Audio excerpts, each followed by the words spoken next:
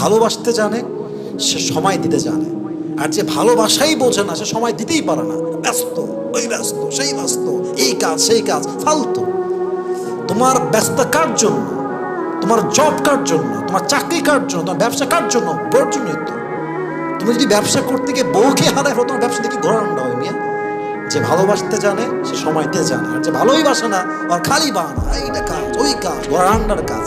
আপনি বোঝেন, যেই লোকটা 18 ঘন্টা কাজ করতে পারে সে কি হোয়াটসঅ্যাপে এসে আপনার ম্যাসেজটা সিন করে রিপ্লাই দিতে পারে না? পারে। ওই ব্যক্তিত্ব নাই, ওই মনোমাইন্ড নাই, ওই ভালোবাসা নাই। আপনার কি মনে হয় যে একটা মেয়ে এত ব্যস্ত যে সে তার পুরো সময়ের ভিতরে তার স্বামীকে একটা কল দিবে, টাইম মানে কিসে ব্যস্ত? ও কি এমন মহারানী হয়েছে? হ্যাঁ, দেশ চালাচ্ছে প্রধানমন্ত্রী, তাকে তো সময় আছে স্বামীর সাথে কথা বলার, আর তোমার সময় নেই, তাই না? এটা ঠিক না। ভালোবাসার সবচেয়ে বড় দায়িত্বটা হচ্ছে সময় দেওয়া, সময় কাটানো। সময় কাটালে ঘনিষ্ঠতা বাড়ে, সম্পর্ক সুন্দর হয়, একটা ভালো সম্পর্ক হয়। আল্লাহ আমাদের সবাইকে সময় দেওয়ার তৌফিক দান করুন, সকলে পড়া আমিন।